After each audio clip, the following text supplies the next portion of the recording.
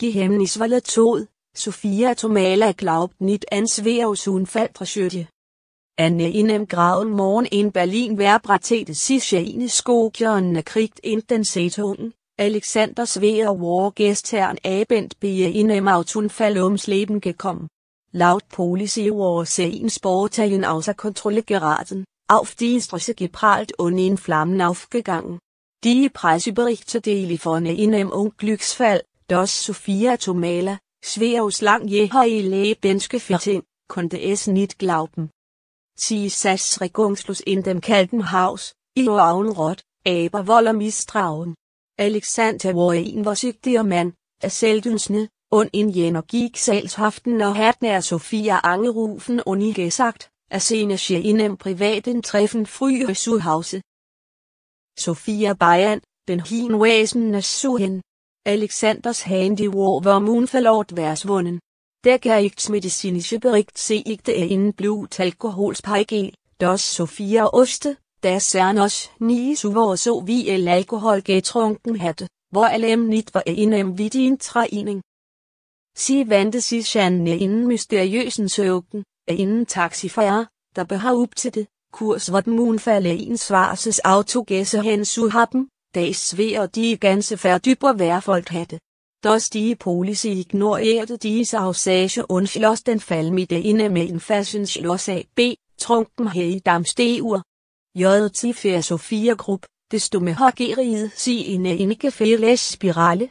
Sværds alte tennisfrevne miden sie plötzlich, manche warnten sie sogar, halt, Sophia. Es gibt Dinge, die du nicht anfassen solltest. Das Genium Hersen wusste verdeckt. Alexander konnte nicht so gestorben sein. Hinter seinem Tod musste eine Verschwörungsdecken, ein Geheimnis, das jemand unter dem Deckmantel eines Unfalls zu begraben versuchte. Sophias Frau, die war nicht zu verbergen. Sie wusste, dass der Bewusste hende ved Vollegefahren sein würde, aber nur wenn sie dieses Geheimnis aufdeckte, konnte Alexanders Seele Frieden finden. Sophia beschloss, dass sie nicht stillhalten konnte. Sie engagierte einen Privatdetektiv, Markus, einen ehemaligen Polizisten, der für die Aufklärung zahlreicher unlöster Fälle bekannt war. Bei ihrem ersten Treffen runzelte Markus die Stirn, nachdem die Unfallakte durchsehen hatte. Sophia, das sieht nicht nach einem normalen Unfall aus. Der forensische Bericht wurde gekürzt, der Tatort zu schnell gesuppert. Jemand wollte die Spuren wäschen. Sophia spürte, wie ihr zusammen nå. Markus wurde gehen nålig og Wermutungen zu bestätigen. Die beiden begannen, die Straße, auf das der Unfall ereinet hatte, zu untersuchen. Ein Nærværkskamera ses netverse hemmelige ein paar vittige Sekunden auf, ein svarser SUV parallel zu Sværds Auto und versvandt kurs var den Unfall aus dem Bild. Seltsmerweise war dieses Video nicht in der Polizeiakte, SG'en, ALS hätte es jemand absichtlich versteckt. Sophia erinnerte sich an diese Nat. Sværd wirkte nervøs, bevar das Haus værliges. Sagte nur. Ich muss jemanden treffen.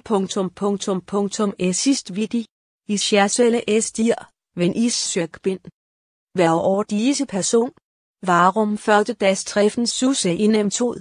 Während Markus versuchte, den SUV aufzuspüren, Bayern Sophia, Kontakt zu Alexanders Umfeld aufzunehmen.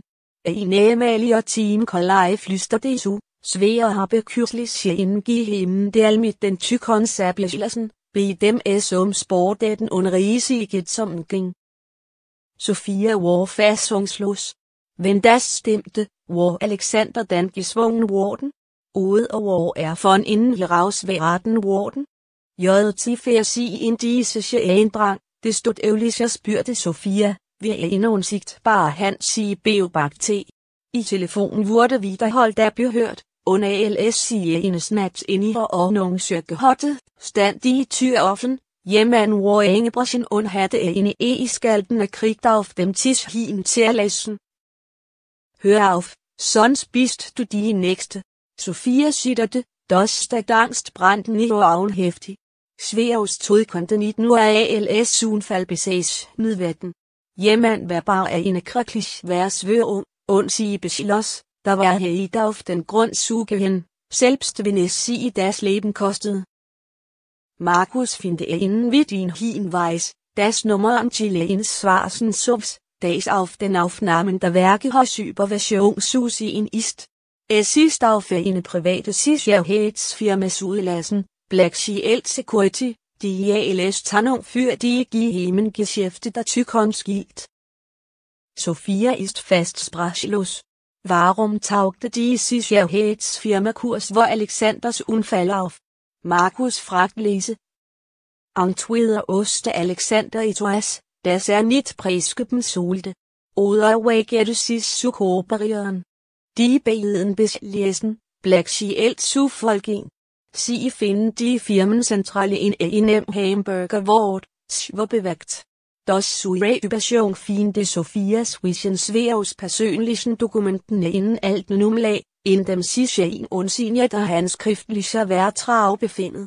Der Absender, Hans Krøyer, en Geschäftsmann, der für seine svigtige Investitionen in Sportdaten berechtigt ist. Sophia erinnerte sich plötzlich, wenn I Washington var seinem Tod hatte Alexander gesagt. Ich will dieses Weng loswerden. Aber wenn ich mich abbringe, lass sehen Sie mich nicht gehen. Damals hatte sie, sprechen nur Womdruck der Tenniswelt, und die danderjagende Dunkelheit zu enden. Markus schlug vor. Wir müssen Hans Krøyer treffen. Wenn Alexander den Vertrag wirklich bliver, hat ein starkes Motiv. Sophia stemte zu, obwohl sie besorgt war. Das Treffen fand in einer luxuriösen Bar in Berlin statt. Hans Krøyer virkte ruhig, aber sein Blick war kalt. Als Sophia Alexander erwähnte, lächelte nur schwach. Sein Tod ... war nur ein Unfall. Mag keine Verswörungstheorie daraus, doch in diesem Moment bemerkte Markus, dass Hans Hand liegt zitterte und ein langer Kratzer an seinem Handgelenk war, genau wie das den SUV beschrieben hatte, da ihn gesehen hatte. Als der en der Wohnreste. Sophia spürte, wie I dags Blut in dens adern gefror. Sie wusste, dass sie seine Angst behaget hatte. Doch Hans Krøyer var kein falscher Mann. Als Markus die Barverlies, sagde Sophia besorgt. Wir haben uns in die Domäne des Teufels beiben. Wenn wir nicht aufpassen, bist du das nächste Ziel. Sophia umklammerte den Ring, den Alexander syrige lassen hatte, fester. In ihren Augen lag kein Schmermeher, sondern ein gefährlicher Fluss. Ich habe keine Angst. Ich werde alles auf den Kopf stellen. Bis die Wahrheit über Alexanders Lied kommt. Sophia und Markus beginnen, alle Kräfte zu bündeln, Beweise gegen Hans Krøyer zu finden. Sie wissen, dass nur die reine Wahrheit ausreichen kann, ihn zu anlauen. Den Krøyer var fyldt übergilt, mit Unverbindungen in Politik und Sport. Der SUV-Hinweis. Markus spricht hemmelige Innentechniker an, der früher für Black Shield gebetet hat. Der Mann ist zunächst sehr verängstigt, doch als Sophia ihm ein Foto von Alexander sieht und sagt, hat diesen Tod nicht verdient, gesteht der Techniker mit zitternder Stimme. In diesem SUV ... hvor en spejlverrichtung eingebaut. Nicht zum Schutz, sondern in anders Auto außer Kontrolle zu bringen. Sophia ist fassungslos. Das Beute, Sveaus Unfall wurde absichtlich inszeniert. Das geheime Notizbuch, inzwischen finde Markus in Alexanders Privatwohnung in einer Klavierschublade ein kleines Notizbuch. Darin befinden sich Kursnotizen, die nehmen mehr Geschäftslode, Millionen von Euro und eine letzte Kritzli. Sie wollen, dass ich verliere, aber ich werde meine Seele nicht verkaufen. Sophia umarmte das Notizbuch und hatte das Gefühl, als würde Alexander vor Manneren in der Welt mit ihr sprechen. Dies war Konfrontation. Sie verabredeten sich nicht mit Hans Krøyer. Diesmal nicht, ihn auszuhaschen, sondern ihn zu einer Schwester zu zwingen. Sofia bragte dags notis bus mit undlagte eskrøver dinasse.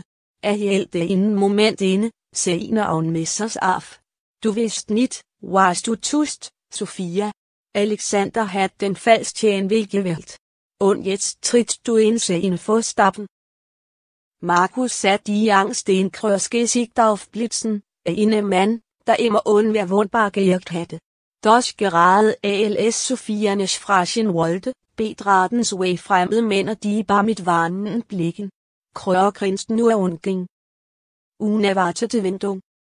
Auf dem Rückweg folgte ein mysteriöses Auto Sofia und Markus.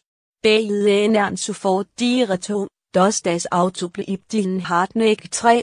Schließlich muss Markus in eine enge Straße in Bjergen. Das Auto hinter am bremste abrupt, ein Wärmumter Mann steg aus, überigt Sofia in Umlag und verschwindet in der Dunkelheit. Im Umlag befindet sich ein USB-Stick mit einer hängekritzelten Notiz. Ist nicht bei einem Unfall gestorben. Findet die Wahrheit in diesem Video. Sofia steckt den USB-Stick sitter in ihren Laptop. Auf dem Bildschirm sehen ein Video, aufgenommen von einer versteckten Kamera. Alexander streitet sich heftig mit Hans Krøyer in einem geschlossenen Büro, nur wenig vor dem Unfall. Schließlich wirft Krøyer sein Weinglas zu Boden und kreit. Wenn du das nicht tust, kannst du nicht mehr in Frieden leben. Sofia und Markus sehen sich gern. Dies war das Schlüssel zur Anklage, das sie osten aus. Sobald sie diese Beweise in den Händen hielten, würden sie zur Zielscheibe der Scheid werden. Sofia ballte die Fäuste, ihre Stimme voller Anschlossenheit. Alexander ist tot. Aber ich lebe.